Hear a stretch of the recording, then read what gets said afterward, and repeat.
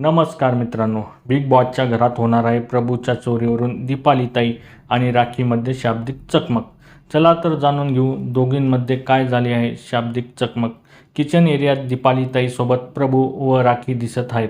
दीपालीताई बोलते, राखी याच्यापुढे तुला जेव्हा असं काही वाटलं, तुला काही करायचं आहे किंवा क्राईममध्ये त्याचा काही सपोर्ट लागतोय, पार्टनर म्हणून घ्यायचं असेल, अशा ठिकाणी घे जिथं असं दिसणार नाही.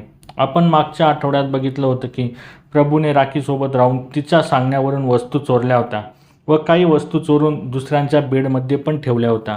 आणि हाच मुद्दा रितेश भाऊच्या धक्क्यावर घेऊन प्रभूला खडे बोल सुनावले होते. नेमका दीपालीताईने हाच विषय राखीसमोर काढला आहे. यावर राखी बोलते, तो त्याच्या मनाने आलेला, मी फोर्स केलेला नाही. दीपालीताई बोलते, हो तेच सांगते, तो मला आई म्हणतो.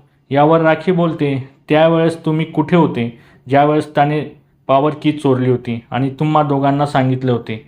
दीपालीताई बोलते, ती पॉवर कीची गोष्ट होती आणि त्याने ती येऊन सांगितलेली.